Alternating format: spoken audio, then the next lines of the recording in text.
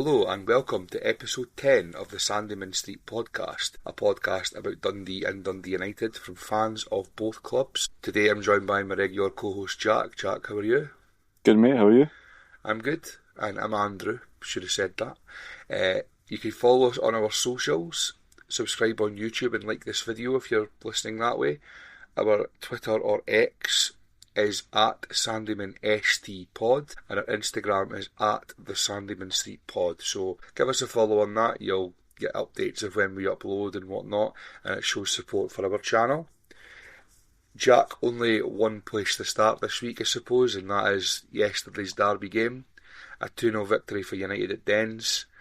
What was your thoughts on that? I caught the last 10 minutes of the first half and then I listened to the rest up the road when I was coming back home. I thought, from the sounds of it, United probably strolled it. I don't know if that was whether Dundee were really poor and United shut them out, or United were really good and it just didn't give Dundee a chance to play. But what the commentators were saying on the radio, it seemed like there was only ever going to be one winner, and United were thankfully that side. Yeah. Well, it was one of the worst derby games I've ever seen, and it just lacked so much intensity, and that was probably because Dundee were never looking like they were ever going to score, and United didn't really need to do much in terms of having to get their victory because of that. So United never really ever got out of first gear. They didn't have to, that's what I'm saying. So Dundee need to do things differently. They've been praised by a lot of people, including myself, over the past couple of games away from home, where they've been harder to break down. They got their draws away at Rangers and Kilmarnock, and they're okay when you're playing away from home. They're not. They type of performances are not okay when you're at home in a derby match. You need to show a bit more going the other way. And I know it's early days for Stephen Presley. I know that he needs to find the balance. He needs to get to the position where, with this defence that leaked so many goals in the past couple of seasons, it's addressed, and it's that they're a lot harder to break down, which they are. The goals they conceded yesterday weren't great, but all in all, over the 4 games of the league season, they've addressed that. They've improved on that, but it can't be to the detriment of going forward. And yesterday it just wasn't good enough. I mean, have you seen the goals they take it on the highlights? Yeah, I've seen the goals. Yeah. I mean, the first goal it's just. I don't want to come on here and bash pros because it's not really the right thing to do. I just think that when we've got Trevor Carstensen on the bench, he is our best goalie. Why are we not playing him? Now, the first goal isn't just the goalie's fault, but you can't be beaten at that position. The boy Sapsford is out with the posts. He's probably about 3 or 4 yards wide of the post, and it's not even like he's took a touch and absolutely belted it. It's a flick, and obviously it's come at him quickly, but from what I've seen at the time, and then from what I've seen on the highlights after the match, he just has to stick his foot out and block it with his foot, but he's sort of dive on top of it. Yeah, I agree with that there.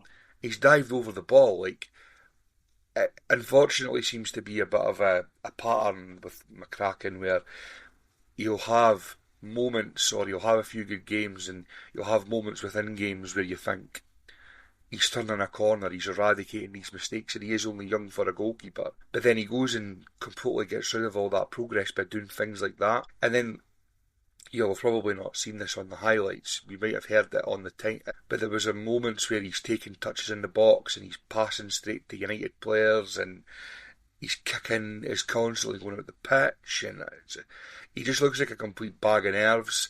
And I know that he's a young goalie, and he will probably get rid of that as he gets older.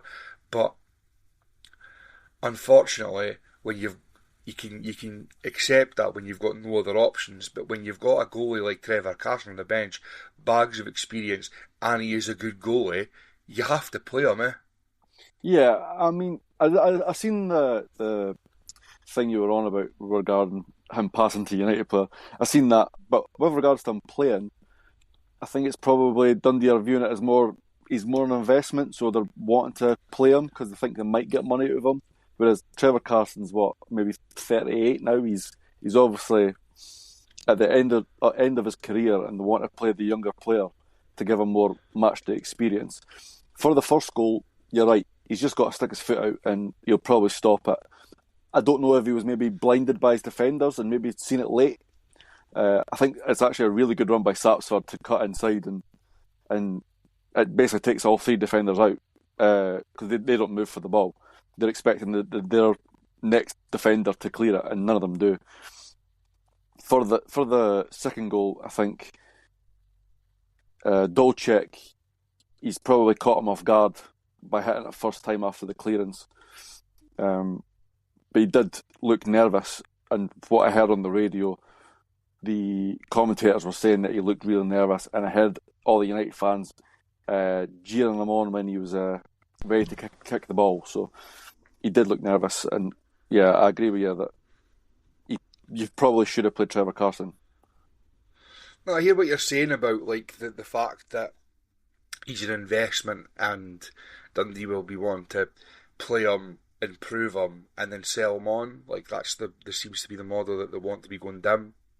So I hear you from that point of view, but a couple of things. One, nobody's going to buy him in the current state that he's in because he's having too many mistakes. He looks far too nervous, a bag of nerves. And the second thing is he's out of contract at the end of the season. So unless Dundee offer him a new deal now and then play him, I didn't get that approach because you'll leave on a Bosman. So I think last season it was okay to say that. It was okay to say, look, we're going to stick with him because we want him to improve and then we'll sell him on. But this season, I can't see that approach when you're not offering him a new deal. You could leave at the end of the season for nothing, and you've got Trevor Carson sitting on the bench, who is a superior goalkeeper, in my opinion. The second goal wasn't his mistake. The second goal was a good finish. But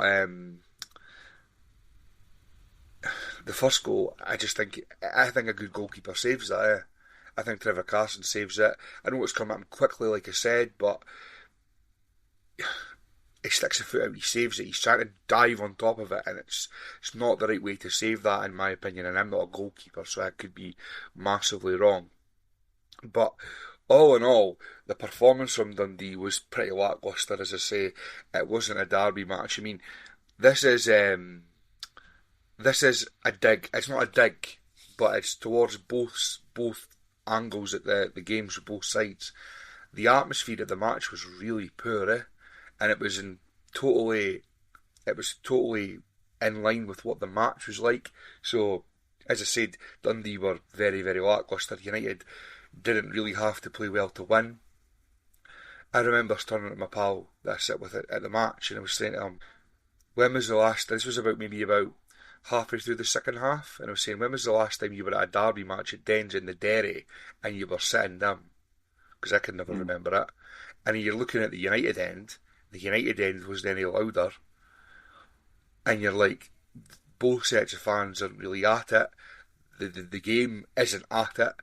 It just was a really, really weird atmosphere. There wasn't, and until United scored a second goal, and it was obviously later into the match, and their fans were then up. And as I'm saying, this is not a dig at anybody. This isn't a dig at Dundee fans. It's not a dig at United fans. But it was just a general theme of the afternoon. And yeah, I've never experienced anything like it in my life at a derby game anyway. Yeah, it's probably to do with maybe being a bit nervous. Obviously, Dundee weren't playing well, so I think Dundee fans would have struggled to get behind them. And with United being 1-0 up in a derby, you're always wary that Dundee can score, and then you're chasing the game. Like, you're not chasing the game, but you're not as comfortable as you thought you were. So when they've got the second goal, obviously, then they've started partying essentially, knowing that Dundee's not going to have the fight in them to get back. But it is weird to hear that the atmosphere wasn't really there. On the radio, I heard United singing quite a bit. I don't know from where in the dairy you were sitting, it maybe didn't sound that loud, but especially after the second goal, it sounded like United were singing constantly. Yeah, I mean, didn't get us wrong. I'm not saying that I was sitting there and there was nothing. It was like everybody was silent. There was obviously singing going on, but not to like the level that you'd imagine it to be at a derby game, where the whole stands up. Like it was just a very, very subdued atmosphere. It was very strange. But like I said, neither team were really giving their fans a reason to be up for it, if you know what I mean. Like Dundee, they were in their shape, and they were clearly not going to be able to play through United. That was evident. I mean, he made a couple of substitutions at half time. He brought on the new boy Congreve, and he brought on Tony Yagan, which is fine. He's made a change at half time. You're thinking, right, we'll go on, and that'll change the game a bit. But it didn't seem to change anything. And see, after an hour of that, you've had your first half, you've had 15 minutes of your second half where it's not made a difference. They're playing the same shape but with a couple of new personnel. In my opinion, and it might make me a bit of a dinosaur, you have to do something to completely change it. You change everything. You take off a midfielder or a defender with the system he was playing, and you put a striker on. Now, Dundee had Emil Aqua, who they eventually did bring on at 2-0 when the game was done, and they have Ash Hay on the bench, two strikers. Now, in my opinion, you bring on the boy Aqua. He's a big 6'2", 6'3" striker, and you put Simon Murray next to him, and you get your wingers in close to them, and you just fucking belt it up to them. You play on second balls. You just cause absolute maximum chaos and just hope that something falls for you, because they weren't playing through them, and they were playing long balls up to Simon Murray by himself. He wasn't playing off any of them. They weren't then bringing the midfield into the game from that. So you need to change it and do something different. And I'm saying like Route 1 football, it might make me sound like a dinosaur, but in my opinion, that's what you have to do. You have to do something different. And when Aqua came on for the 5-10 minutes that he was on, he may not won anything cleanly when the ball was getting played long up to him, but he made the defenders, the centre-halves, the three centre-halves for United, not win clean headers themselves, and things were dropping down to midfielders a bit more. And if you give him 25 minutes, half an hour at that, and just hump the ball, then something may have came off. It may have not came off, but something may have came off better for Dundee. And I just think that when you're doing so much samey stuff, it's never going to work for you. Yeah, I think if you play the same thing constantly and it's no working, you've got to change it, because the definition of insanity is literally doing the same thing over and over again, expecting a different result. So that seemed to be what Dundee's strategy was yesterday. So yeah, I agree with that. I think when Aqua comes on, it does bring on a bit of physical presence up top. Simon Murray's probably not the most physically strong. He's more of a speed merchant. So if you do have a boy up there that can flick on headers or knock them down for second balls, then Simon Murray's going to get more opportunities to do that. And from what I heard on the radio, he cut a dejected figure because he wasn't getting anywhere with S-Link. S-Link and Juve, it seemed like, had him on lockdown. So I think he wasn't very happy by the end of it. No, and the thing was, is that Simon Murray's game isn't to get the ball up to him holding things, him holding boys off, playing off, like people playing off him. His game's flick-ons and running in behind and all that sort of thing. And there was so many times where the ball would get played up to him, and he would either run off the defender, and the defender's just taking it down and playing or winning his header, or he's jostling with the defender and not really causing the defender much problems, because it's not his game. Like, it's not. This isn't a criticism of Simon Murray. Simon Murray's good in a lot of other aspects, but it just isn't for him. And as I'm saying to you, like, I'm not saying that Dundee should start the game with Aqua or Hay, because although Hay isn't as big as Aqua, he's good in the air, eh? And I'm not saying that Dundee should start the game go fucking 4-4-2 and let's get the big man, the wee man up front, and just get the ball, boom, up to the strike, up to the big man.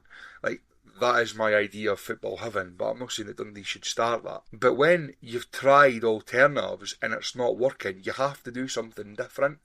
And they weren't. They went 3-4-3, the match with United, went 3-4-3, and it wasn't working. United were better than them at that particular system. They done similar to Kilmarnock last year. The match stuck with them, and in all, it worked. They went away from home and they got a point.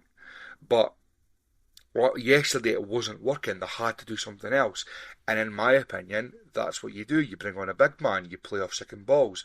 You narrow up the pitch when you're in possession, and you get the ball up to him. You bring your striker and your wingers in, and you play off second balls. You push your midfield up, because that's another thing. The boy Kamara yesterday must have looked like prime Sergio Busquets, because he was strolling the match. Nobody was near him every single time he got the ball. Now, that's the first time I've really seen him live. I've obviously seen him on the TV. He was absolutely strolling the match. That's not me saying that he's a bad player, but he didn't really have to do anything yesterday to be good, because nobody was putting any pressure on him. He was finding that pocket every single time, and because Dundee only had one striker, nobody was ever dropping into him to negate that advantage for United. And it was just, he was picking up the loose ball, playing forward. United were away, and it's just not good enough from Dundee. They had to do something differently. Yeah, I think I heard that Dundee were playing quite a flat back five. The wingers weren't pushing forward nearly as much as what they should have been, which could have then freed up the midfield to do a bit more. You're obviously playing four in the middle, so if you've got your fullbacks attacking a bit more, it frees up your wingers to maybe put a bit more pressure in the centre of the pitch, put more pressure on the United fullbacks, and then that could open up opportunities for Dundee elsewhere.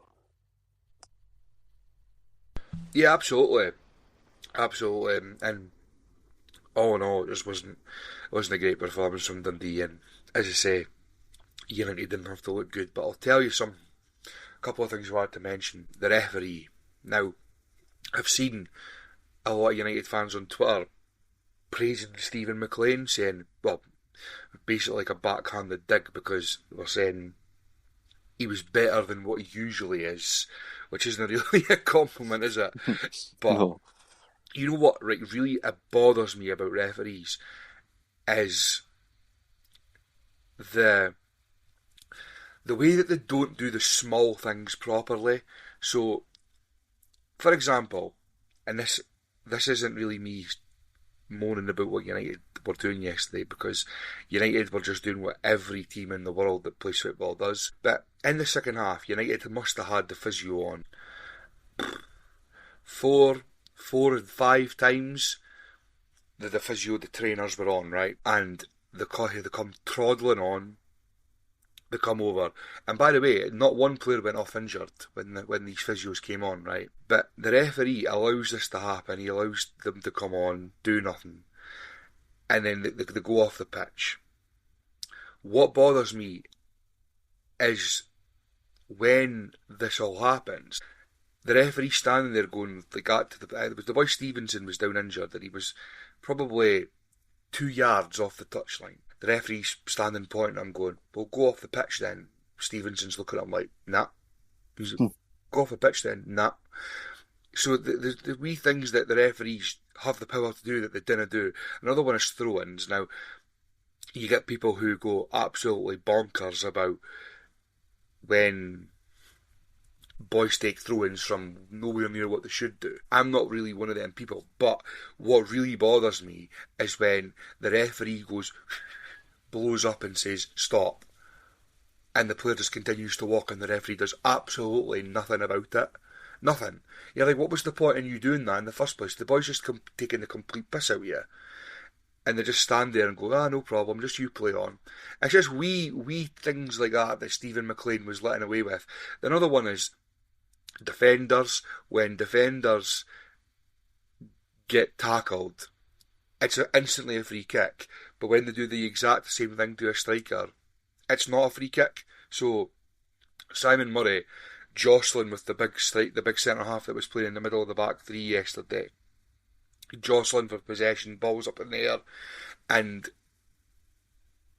the defender puts his arm over the top of Simon Murray's shoulder, effectively around his neck, and throws him at the ground. No foul. Stephen McLean's, play on, play on. About 5 minutes later, the ball's bouncing in the air. The United centre half, the same one, slips. Simon Murray's put him under pressure. He slips. Simon Murray runs through. Probably should have scored, but he clips the ball up, tries to clip the ball over the keeper. The keeper claws it away. Ball gets played out for a throw-in. The referee gives a free kick for the foul on the so-called foul on the defender, and you're looking at him like, how on earth is that a foul? Like, how on earth is that a foul? The exact same thing happened to the striker 5 minutes ago, and you didn't give a foul, but now this is. It just baffles me. You'll not really have any sort of take on specifically yesterday's refereeing performance, but I didn't think it was all in all a bad performance, but there's just, and then this is with every referee, it's all the small things that they can control that they don't control, and it winds me up. Like, I could forgive officials for missing offsides that are like ball hair decisions, and I could forgive them for missing, like, jostling in the box and there's a handball or somebody gets pulled down, and there's so many players there that they don't see, like, the harder decisions to spot. But when there's the small things that they can just address, it gets right on my nerves. Yeah, like you say, I don't really have an input of what happened at the game. I did see the Simon Murray foul. He does have his hand on his shoulder, but it's probably not enough to warrant a foul. And I think people were saying that he's probably not tried hard enough to score, knowing that the whistle had been blown, but I think they didn't know at the time, so it's just a poor miss, really, from Murray. I think Kucherenko does well to claw at. But yeah, the standard of refereeing is not the greatest at the moment. There has been a lot of criticism recently, so it doesn't really surprise me that there's been some more errors with regards to the derby. Yeah, I mean, it's not even errors as such. As I say, you could forgive the referees when they miss the big things, and that's what really VAR's there for, I suppose. Like, you could forgive them when they miss the glaring, the handballs that are hard to spot in the box, and the offsides for the linesmen. You could forgive them, and usually VAR will help them out, which is why VAR's is such a good tool in principle. But when they're not given things like, I think the throw-in, such an easy thing to give. Like, the boys walked 5 yards from where the ball's meant to be. The referee blows to tell him that he's moved too far, and he's moving still and takes a throw in. The referee's like, no bother, just you play on. Like, it's just wee things like that are just, they're easy to give. I don't understand why they don't just do it. It's so simple. Like, and another thing, kind of going back on what I said about the United players going down injured, and as I say, it's every team in the world do this, it's not just United, and Dundee do it as well, I suppose. There has to be a new rule brought in for players who go down injured and get the physio on, because they're doing it to waste time. Let's be honest about it. These physios didn't have magic wands. They're not coming on and curing ACL injuries and broken legs, are they? So when a boy goes down injured, he's going down injured because, one, he's fucked, and two, because he wants a drink, and he's one, and three, because he's wasting time. So the boy Stevenson yesterday, down twice in 5 minutes. Survey, down towards the end of the game. Nothing wrong with him. The boy Esselink, that was the best one. He gets shoved to the ground for Simon Murray. He's rolling around like he's been shot, greeting at the ref, right? He actually that was another one that I was wanting to speak about. The ref actually stopped the game because he was moaning. It wasn't a head injury. There was nothing wrong with him. The referee stops the match. Why? He doesn't need to stop the match. There's no head injury. The boy's clearly no injured, right? Use your common sense. Play on. And I guarantee you, the boy was lying in the box, in inverted commas, injured. He would have been up and about quick enough because he's playing everyone on side, right? Now, what makes it even funnier is that the physio comes on to give him treatment, in inverted commas, and he gets up, he walks behind the goal, he runs round the pitch to the halfway line and comes back on again. So there's nothing wrong with him. So there's got to be a rule brought in my opinion, where if a player requires treatment for the physio, he's off the pitch for a minute. Yeah, well, I mean, I get what you're saying, but that like added time's a thing for a reason, and I think there were 6 minutes added on time for that second half yesterday, and well, 3 minutes are probably for subs, and there's 3 minutes extra which are unaccounted for. So I'm assuming they've been added on for the time wasting from the injuries, if it's so-called time wasting, which it probably is. So I think there's not really ever, I doubt there's ever going to be a punishment for it, because if a player has really been injured and then he starts to feel better, then you're just going to get punished anyway. So then you might as well just, I get it, you might as well try and play on. But there obviously has been time added to the game, so I don't think that's entirely valid. I would agree with you in terms of the times being added to the game if time was added to the game which was relevant to how long was wasted. Now, you're saying that 3 minutes is added on for the subs. If that's the case, then there should have been about 15 minutes added time, because the length of time it took for 5 separate occasions where boys went down injured was not covered by 3 minutes of injury time. Now, you're talking to somebody here, Jack, who, I mean, I would make drastic changes to football if I was in charge, but you're talking to somebody here who would stop the clock every single time the ball is dead. Because I hate how football skirts around issues like time wasting with this stupid new rule, and everybody thinks it's a good rule in essence. I mean, it is in principle, where the goalie has the ball in his hand and the referee standing there like a twat with his hand in the air counting down from 5. But two things are wrong in my opinion with that. One, the referee is meant to start counting at 8 seconds when the goalie's got unopposed control of the ball. They take way longer than 3 seconds to start counting down, right? So already it's not 8 seconds. And the second thing is that the goalies didn't waste most of their time when they've got the ball in their hands, did it? The goalies waste most of their time will go kicks. So that's where it should be in. I mean, how many teams do you see now, right? They'll have the 2 centre-halves at either corner of the 6-yard box and the goalie in the middle, and they're basically having like a rock, paper, scissors to who's going to take the goal kick. That's where your time's been wasted, and I don't think as a supporter of any team, and I'm not really talking about yesterday now, I'm talking about football in general, I don't think it's fair for supporters of any team to be paying 30 odd quid to go and watch, and let's face it, up here, shite standard of football, to go into a match and not see 90 minutes of football. Like, I don't see how it's fair. Like, I would love to know how much actual football I seen yesterday. And I get an argument a lot about this, where people say, well, if you'd stop the clock, then you'd be there all day. Well, I'll give you an example, right? In America, you've got American football, right? And the clock stops all the time. Now, when their clock stops, they go to like 400 adverts, and if you can, I'm not wanting it to be like that, but when their clock stops, it starts again when something's happening, and you get to see the sport that you've paid through the turnstile to watch. And I don't understand why you wouldn't want to be there longer, because you wait all week to go to the football, to pay your money to go and watch the football because it's a hobby that you enjoy. Why wouldn't you want to be there longer?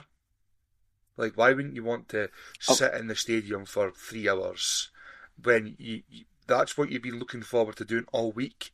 Like, you've been looking forward to being in that position. You've been looking forward to going and seeing your team.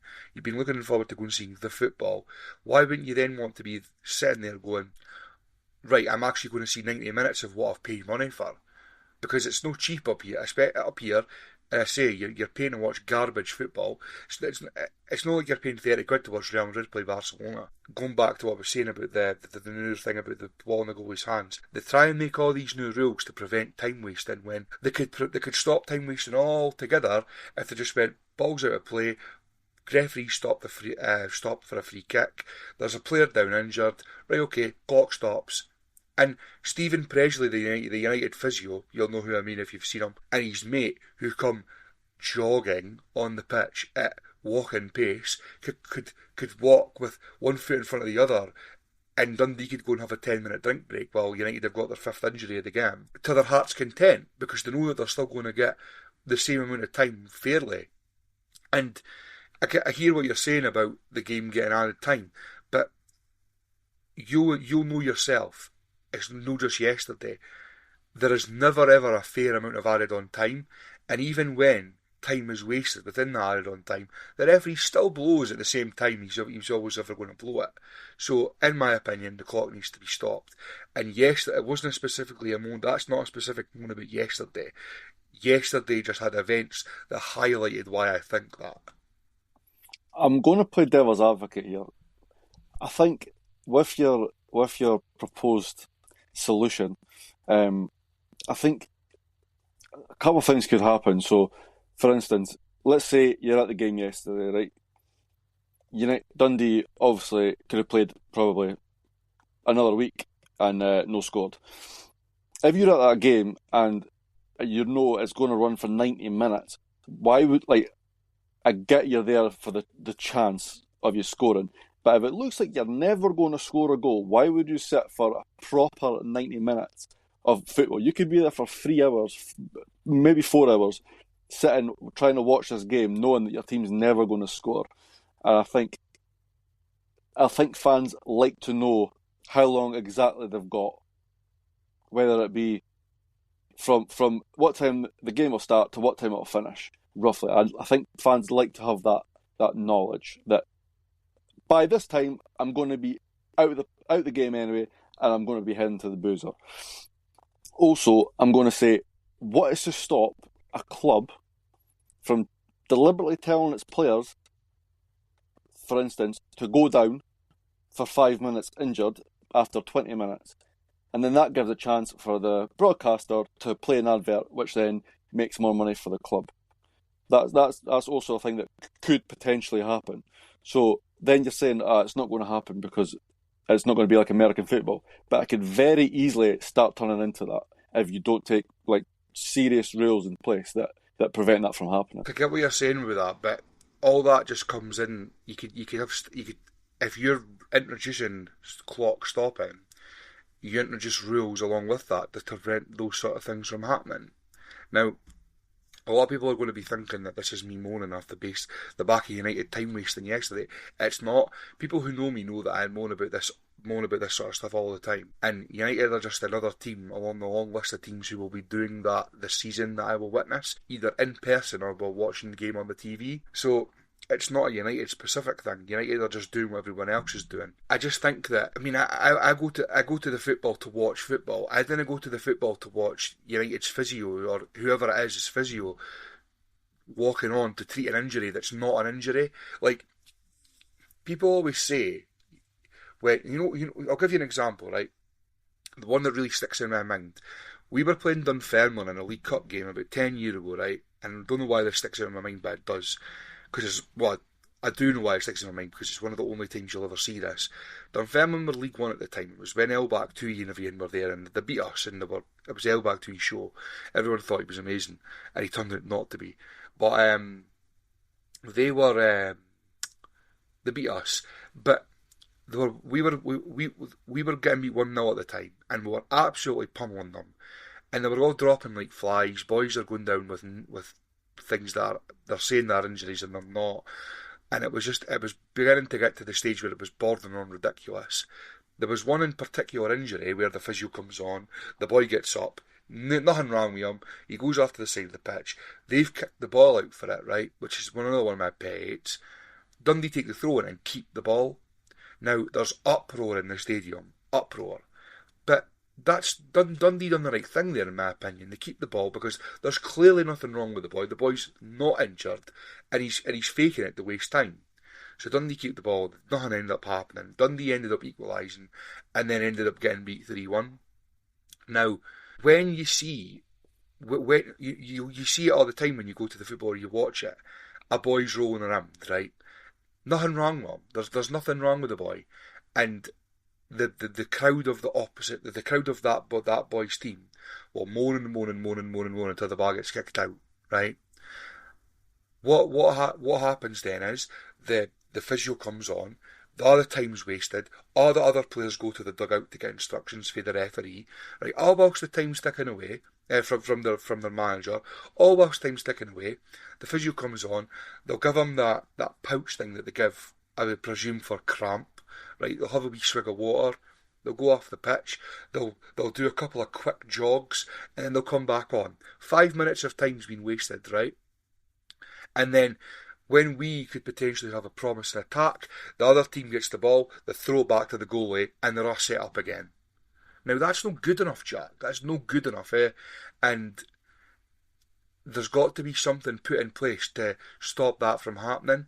Now, stopping the clock is a measure that could happen from that because they're not gaining anything from that boy being down injured. Yeah, well, yeah, I get where you're coming from.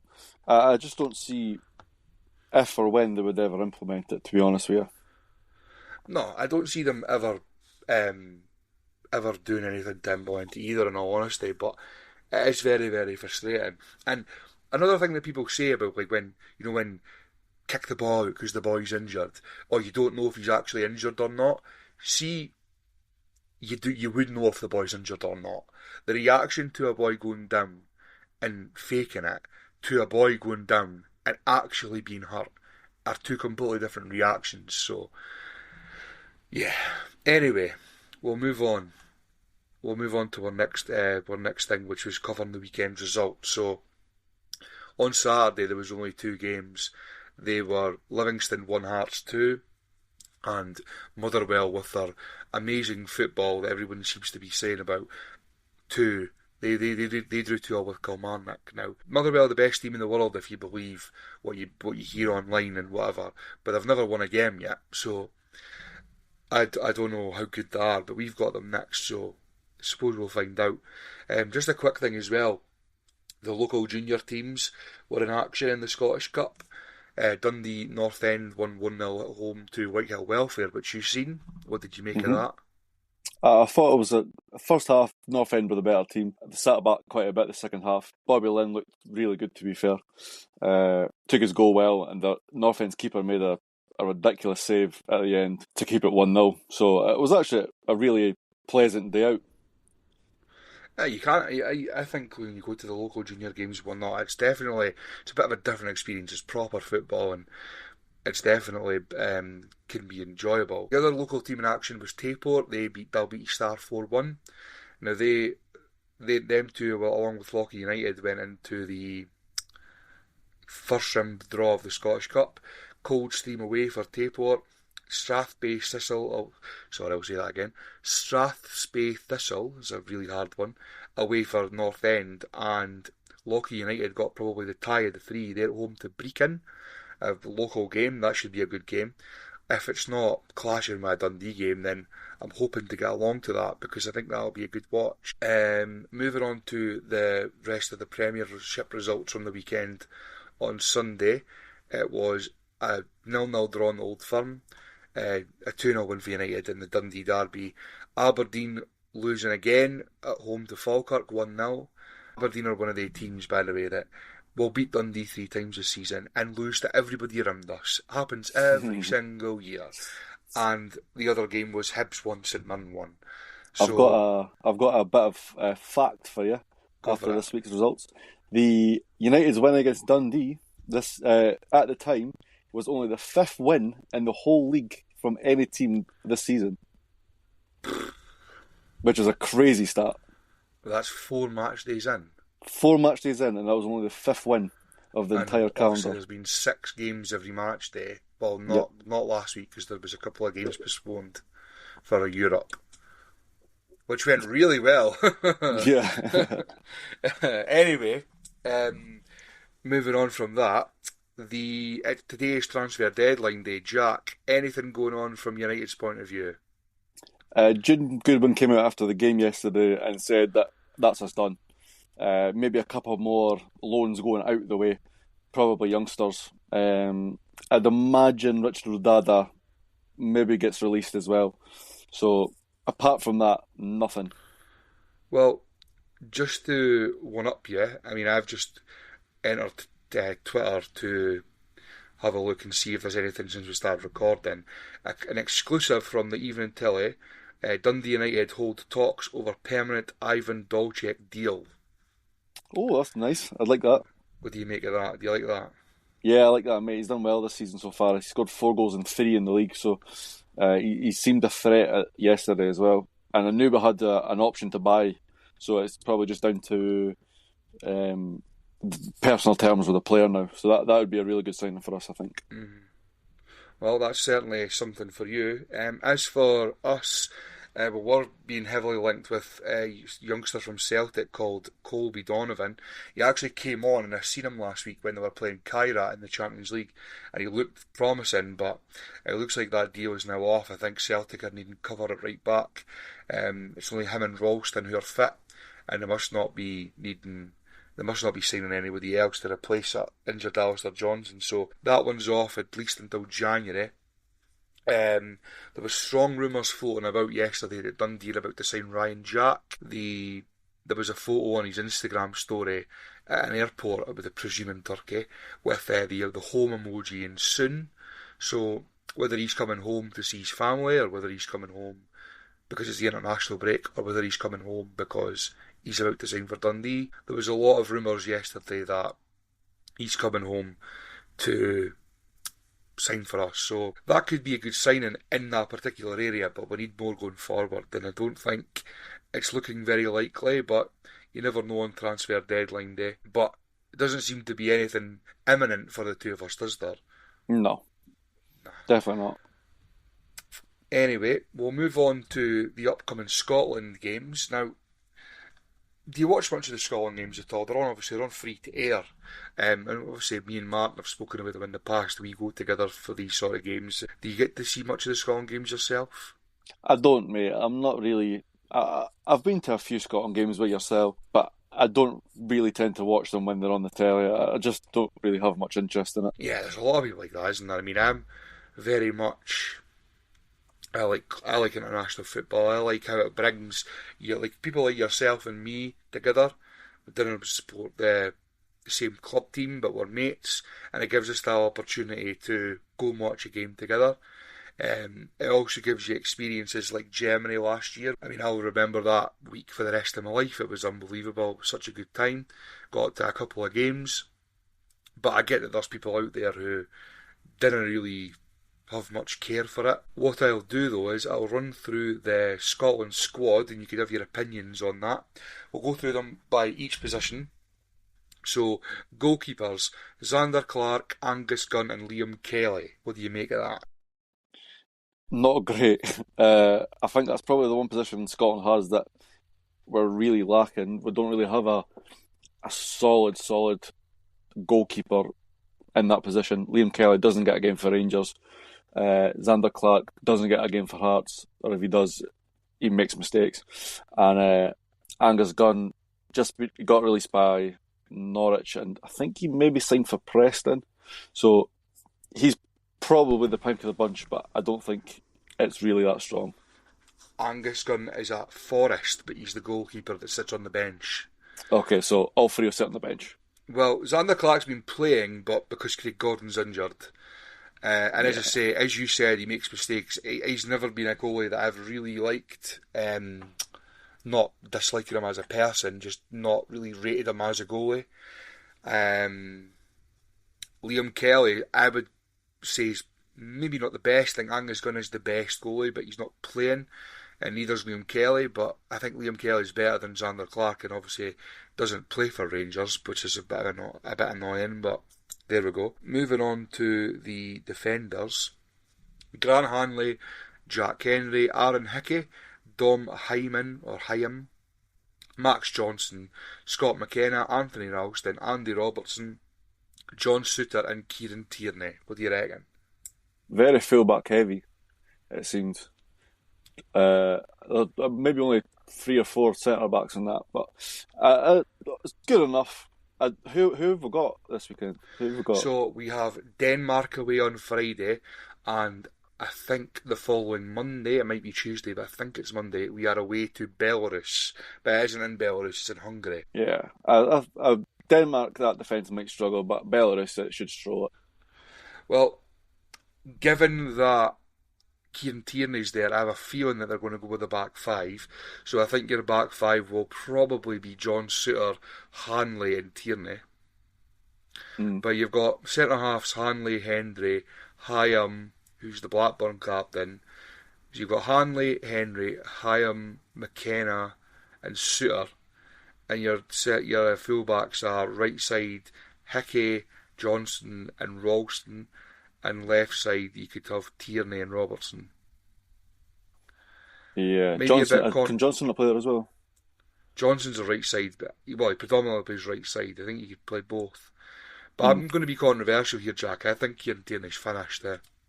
Yeah, he doesn't seem to have the legs anymore. Nah, he coming off every game. It's 60 odd minutes. He just doesn't look the same player. I think his injuries are catching up with him, and it's a shame because he's such a good player. Moving on to the midfield, my favourite, Ryan Christie, Lewis Ferguson, Ben Doak or Ben Gannon Doak, Billy Gilmore, John McGinn, Kenny McLean, Scott McTominay, and Lennon Miller. Good midfield, mate. Lennon Miller, I really like him. I really rate him. I think he can be a star in the future. Obviously got his move to Udinese this year, so I think that's a good inclusion. McTominay, obviously, nominated for Ballon d'Or. Can't pick out any flaws with that. I think that's quite a strong midfield. Certainly we were best. I think we're very excited with Ben Doak being back after missing the past couple of camps with injury. So he brings excitement that not really anybody else in the team brings. Obviously Scott McTominay is up there, probably our best player at the moment. Plays just off the strikers. So yeah, it's good to see Ben Doak back because we're playing in the March games and the summer games. What we would probably play, the system would probably play with Ben Doak, but without him because he was injured, and it didn't suit the other personnel that we've got. One thing I would say now, I'm Steve Clarke's biggest fan. I think I wouldn't sack him, I'd give him these qualifiers, but what will be his undoing is his loyalty. Boys like Kenny McLean, get him out, give somebody else in. Anyway, the forwards, Shea Adams, Kieran Bowie, Lyndon Dykes, and George Hurst. I don't know George Hurst. I'm guessing he plays in England somewhere. Ipswich, yeah. Kieran Bowie's been brilliant so far, so it'd be good to see him in the squad, see how he does on the national stage. He'll probably get a chance against Belarus. He'll probably start against Belarus, I'd imagine. And Shea Adams will probably start against Denmark. And just a side note on Kieran Bowie, have you noticed that the Daily Record have him linked with Celtic and Rangers? Yeah, I've seen that, yeah. What a shocker. boy plays well and gets linked with Old Firm to unsettle him. Anyway, on to the games. Friday night is going to be a very difficult game. Going away to Denmark. Some of their players were running through their squad yesterday in the pub. I've not got it up, so I'll not waste everyone's time with trying to find it. But the usual boys. Christian Eriksen's in there without even having a club team. Højbjerg. You've got Højlund from Man United, who obviously people are saying is the great based on his Man United form, but he'd get in the Scotland squad, wouldn't he? So yeah, it's going to be a very difficult game. Hopefully we can maybe sneak a draw and then go on to the Belarus game and pick up all 3 points. 4 points from them would be exactly what we need, I think. Yeah, definitely. And I don't think we can afford to lose any games if Denmark would probably be the one. With having Greece as the other seeded team in a group of four is an incredibly difficult group. We've seen in March when we went away to Greece and won in a pretty good performance first half. Second half wasn't as good. The performance of the second leg got absolutely horsed. So we need to pick up as much points as we can early on, I think, like we did when we qualified for the Euros. Anyway, we will move on. So because this is the first episode in September, recorded on the 1st, we have our next instalment of the monthly top 5. So this month, so to say, we're going for home kits. Last month we've done worst games we've ever attended. This month we're going for home kits. So Jack, I'll let you start with what you've went for number 5. So number 5, I went with the 94-95 Rover kit by Pony. It's the white pinstriped kit with the red Rover badge on it. I think it's quite a nice piece. I know someone that's got a kit like that, has that kit, and I think it looks great. I think it's aged really well, actually. I think that a lot of these strips, especially for the 90s, have aged like a fine wine. Mm-hmm. Maybe at the time they weren't appreciated as much, but now they really are. And obviously it's hard to get your hands on them, and you're getting a lot of like official remakes, but the originals are obviously the best. For me, I've went number 5. I've actually went more recently, the 23-24 season, when we got our first season back in the Premier League. It was the Crown, made by Macron with Crown as the sponsors. It was dark blue with tartan down the sides with a touch of gold on it. The badge was in gold and the sponsor. I just thought it was very, very nice. One of the better ones in recent years. So, number 4, what have you went for? I went for the season previous for me, and that was the 93-94. I think it's the Loki kit. It's just a plain United kit, tangerine, and it's got 2 black stripes on each shoulder. No sponsor on it. I just think it's a nice, simple piece. Okay. Number 4, I went for, I couldn't work out the years, but from what I've seen online, they played between 1976 and 1980 in it. Dark blue with red and white stripes going from like the armpit and then like the swoop in and like almost like a semicircle. So the swoop in from like the armpits into sort of the like halfway towards the middle of the strip each side, and then back out the way towards like the bottom of the top. And it's a classic Dundee top. I think it was maybe made by Umbro, if I'm right in saying that. Yeah, classic Dundee top. What have you went for number 3? For number 3, I've went for the 82-83 league winning kit by Adidas. I think it's probably more for nostalgia reasons than anything. Obviously, I wasn't there, but it was the first league win we've ever had in the top flight, and the only one to date. So I think that one's a nice one as well. It's the stripes, the Adidas stripes down the sleeve, big collar, and the old school Adidas badge and the DUFC logo. Okay. Number 3, I've went with the 03-04 UEFA Cup strip that Dundee wore. Now, it was only worn 3 or 4 times. I think it was 3 times because they played 2 ties home and away. They wore it home to Perugia and home to Vlasnia. Now, actually, they might have worn it twice. I think they wore their away kit both games, actually. So, yeah, twice. Nice Dundee strip. I've always been an advocate of having red in Dundee strips, just a touch with the white. But this one was navy and light blue, and it did really... it really suited that particular strip. As I say, they wore that alongside their home strip. That was their home strip for that season. But yeah, really, really nice strip. Number 2, what have you went with? So, number 2, I'm going to go for any Belhaven kit really as a sponsor, but I'm going to go the 92-93 Loki kit. I just like the collar on that a bit more than the other Belhaven kits. It's tangerine, the United badge insignia runs throughout the kit. Big white Belhaven on the centre, and it's a nice collar on it. Okay. Number two for me, before we go on to our big reveals for number one, number two for me is the 98-99 Scottish Hydroelectric kit. An absolute classic for me. It was made by AVEC. I've still got it actually. It's got Dundee FC printed down at the bottom, or the D's at the bottom. The D's at the bottom. It's got the material of it is something that I've never seen any football strip ever wore. It's like a sponge almost. It's so hard to describe. But it's got the predominantly navy, it's got the white, and it's got a touch of red in it. So yeah, an absolute classic for me. What about yourself? What is your number one? So I've went for the 86-87 Cup kit with the VG on the sponsor. An Adidas kit, nice big VG in the middle. It's got slight stripes on it, which the 2019-20 strip had as a throwback. It was a remake of this kit, which is probably in my honourable mentions. I thought that was a really nice kit as well. But this one's my number one. Okay. Number one for me is a strip that I've always been trying to get my hands on for, I couldn't tell you how long. Every so often check eBay and I just cannot seem to find it.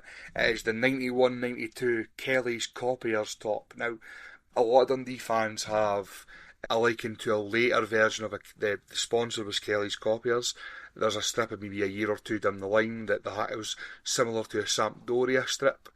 A lot of Dundee fans have that and would have that in their top five. Not for me. This one here, the earlier edition, was my favourite Dundee strip of all time. Deep navy blue with a touch of white and a touch of red. Got a bit of a collar going on. I just love it. I think it's one of the best strips Dundee you've ever had. The best strip for me. Yeah, absolutely brilliant kit. Now, I'll have put these strips on the video, so if you're watching on YouTube, you can see as we're speaking, you can see them. If you're listening on Spotify or Apple, maybe go and give that a look so you can see what we're on about. But we'll move on to our next talking point, which is, just as we always finish up on, is the Futbology Challenge. Now, I was saying to Jack as a bit of a joke, we're going to have to change our recording dates because I'm getting this 18-19 season far too often, and it seems to be because it's landing when we're recording. So, my result today was Dundee 1, Motherwell 3, so I stay rooted to the bottom of the league. This probably will be the worst league season of all time for the three of us, really, because none of us seem to be picking up any points. Martin has got back to me. He doesn't have a game, so his is another forfeit for the third week in a row, so a 1-0 forfeit loss. My game, as I said, was 3-1 Motherwell. I'll cover that in just a second. Jack, what was your game? Mine was the 0-0 draw against St Johnstone 2012, and if you listened to one of the previous episodes, you'd know that this was one of the worst games I've ever been to. It was in my top 5 worst away games of all time that I've been to. So it isn't a game I look back very fondly of, as it was an absolute bore fest. So I've got the Arab Archive and D-Archive stats here, so we'll run through yours first. As you say, St Johnstone 0, United 0, September 1st, 2012. The teams that day were, the managers to begin with, Steve Lomas and Peter Houston. There was an attendance of 5,014. 5,014 lucky people. The starting 11 for St Johnstone: Alan Mannis, Gary Miller, Dave Mackay, Patrick Craig, Fraser Wright, Stephen Anderson, Murray Davidson, Peter Pollett, Gregory Taddy, Rowan Vine and Liam Craig. The bench was Jonathan Tuffy, Nigel Hasselbank, Kevin Moon, David McCracken, Jamie Adams, Liam Caddis and Gareth Roger. The United starting 11: Radoslav Cherzniak, Sean Dillon, Barry Douglas, Gavin Gunnan, Keith Watson, Stuart Armstrong, Willow Flood, John Rankin, Richie Ryan, John Daly and Johnny Russell. And their bench: Steve Banks, Brian McLean, Michael Gardine, Ryan Gold, Willie Robertson, Mark Miller and Ryan Dow. Now, I know that you've tried your best to put that to the back of your mind, but is there anything in particular that you remember? I remember the walk to the game because it was my first away game, I think. So I remember walking to the game. I remember sitting in the stands. And I remember probably nearly falling asleep. I remember St Johnstone had a shot on target. Might have been the 80th minute, and apart from that, there wasn't a single shot on target the rest of the game, the whole of the game. So, um, it was a very very boring game of football. Okay, so for myself, it was a game on the 1st of September 2018. There was an attendance of 5,137. The managers that day were Neil McCann and my favourite man in the world, Stephen Robinson. And the Dundee starting 11. Oh dear. Just absolute shivers down my spine every week. The starting 11, Jack Hamilton, Cammy Kerr, Jenseric Kusunga, Josh Meekins, Jesse Kern, Carl Madianga, Paul McGowan, Adil Nabi, Lewis Spence, Benjamin Shalman and Kenny Miller.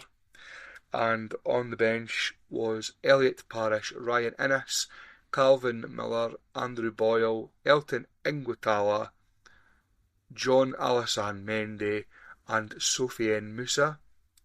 For Motherwell, Trevor Carson, Richard Tate, Carol McHugh, Tom Aldred, Peter Hartley, Chris Cadden, Alan Campbell, Andy Rose, Gail Bigaramana, Curtis Main and Danny Johnson. And the bench was Elliot Freer, Ryan Bowman, Connor Salmon, Mark Gillespie, Aaron Taylor Sinclair, Alex Gordon and David Turnbull. Now, the goal scorers, Danny Johnson on 56, Bigaramana on 58 and Alan Campbell 86, Benjamin Shalman on 71. Now, I do remember this goal actually. I'm sure it was an outswinging corner. It was at the Shankly side, the main stand corner of the Shankly end. And it was an outswinging corner and Shalman went front post and headed it to the back post and went in the far side. Good header from him actually. He's actually turned out to be a really good player. Him played a lot of games for Finland and played at a decent level in Germany, I think, amongst other teams. So yeah, he's turned out to be a good player. But yeah, not a great game. We got back into that game at 2-1 with that goal. Ended up getting beat 3-1. A sign of things to come with that season. And let's hope when we do next week's recording that I've got either no games or an international game. Because I might get some points on the board. But yeah, Maybe too confident. I'll have put the this week's results and the league table up on screen as I usually do. I'll have put them on earlier so that you've got plenty of time to look at them. So if you're watching on YouTube, they'll be there for you. That concludes episode 10 of the Sandeman Street podcast. As usual, like this video, subscribe to our channel on YouTube, follow our socials on X, it's at SandemanSTPod, and on Instagram, the Sandeman Street Pod. Thanks very much for listening and have a great week. Cheers.